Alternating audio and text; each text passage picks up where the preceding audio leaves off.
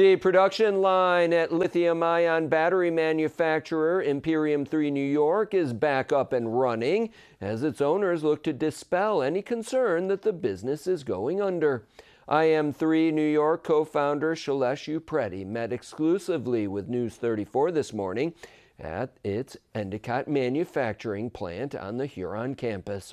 Upreti says the company, which laid off much of its workforce 2 weeks ago, brought back some of its employees yesterday as it resumed production of the only lithium battery fully designed, developed, and produced in the United States. He says the layoffs were always meant to be temporary as iM3NY New York continues to seek both new investors and the final certifications it needs to start selling its batteries to customers.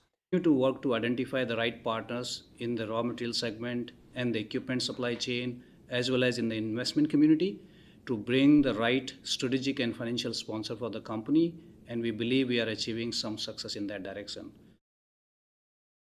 Upreti says a major challenge has been a market slowdown caused by many investors pulling back on their previous enthusiasm for the burgeoning battery industry.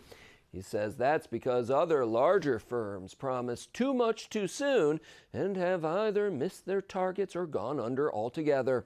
Upreti says this has made some investors wary of the sector.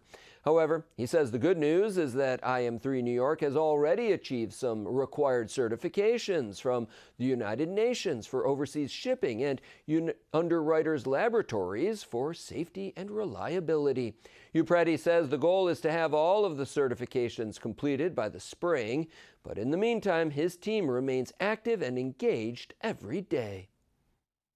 Our core team comes on the factory floor every morning around 7 a.m. with one single commitment to make it happen.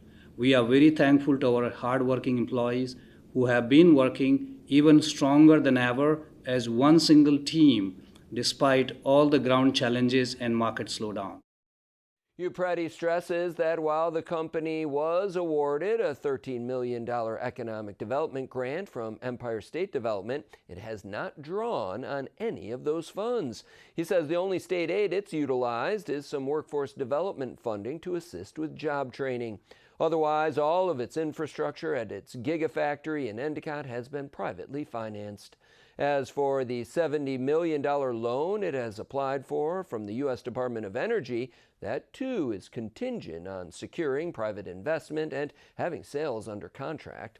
Upreti says that remains in the works as well.